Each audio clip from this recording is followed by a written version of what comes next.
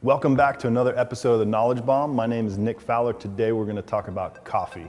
I want to take 5 minutes and talk about coffee.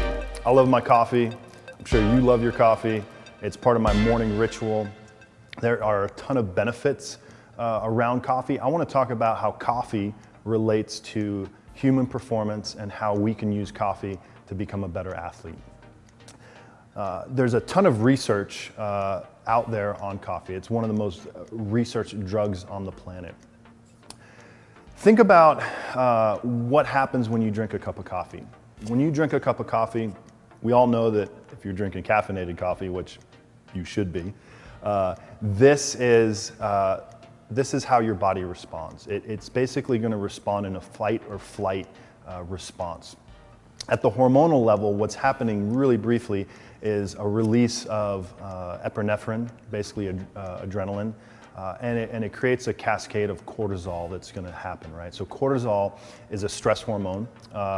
It's neither good or bad, and basically as we release cortisol, we tend to get into this fight or flight mode, right? We start shutting down non-essential functions like reproduction, circulation, and we're just ready to go to battle, right? And so if you think about coming into the gym, if you've got a 5x5 deadlift, you're maxing out your snatch, you're ready to hit a Metcon really hard, like that's the time to go to battle. And so this is where coffee can be a huge advantage to start to prime your system to really, bring that intensity to the table.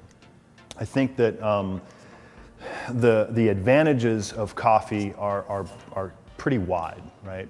The studies show that mental acuity is increased, through caffeine coffee.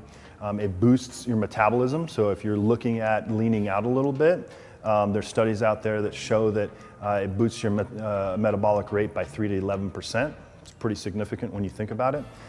Improving human performance, right? We talked a little bit about this idea of epinephrine. So if you think about adrenaline, right, we all know what that does, what that feels like. And so if you think about, having that little added advantage in your training, it's huge. But as an athlete, really, really simply, coffee after you train can blunt your gains, essentially. And so if you think about what we want to do after we train, so you come into training, you drink your coffee, right, adrenaline's through the roof, cortisol is flowing, you're in this fight or flight, you're ready to go to war, you train really hard. What's the next thing we want to do, right? The next thing we want to do is try to get into a recovery state as quick as possible. And just think about it, that if you're trying to cultivate this recovery state, right, this peaceful, calm, parasympathetic state is that state of relaxation, right? That state of the quietness physiologically, kind of quieting everything, right? So you can think about the opposite of a stressed state. So we want to cultivate that in recovery. If you go out of your training session and you go get a giant latte or whatever you like to drink and you start to down that, right? You're actually, right? We're going to start this epinephrine, we're going to start this adrenaline reaction in your body, and that is going to be counterintuitive to what you want to do after you work out. Now, there's one exception, and that's if you're an endurance athlete or you're an enduring, essenced athlete. So typically, in a hard aerobic training session, that we tend to cultivate a parasympathetic system too much, right? If you think about overtraining in endurance athletes, it's overtraining the parasympathetic system, right? Versus power athletes, right?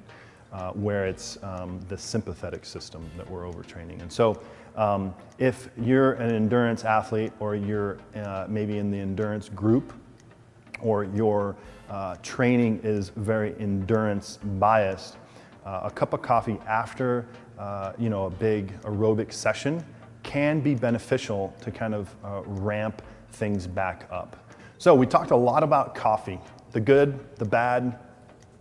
Here's a couple things to think about as an athlete and how to implement and some of the thoughts around coffee.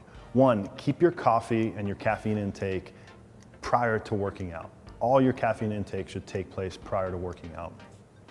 As soon as you're done working out, shut down caffeine intake, shut down coffee intake. You really want to foster and cultivate that recovery state.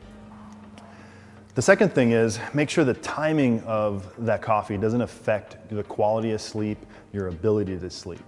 And third, the most important, is really figure out the best tasting coffee, how you're gonna make it. Are you gonna have cream with it? What about sugar? I mean, these are really, really important things that I think a lot of people don't spend enough time really putting the effort and time in, right? A good cup of coffee can change your day.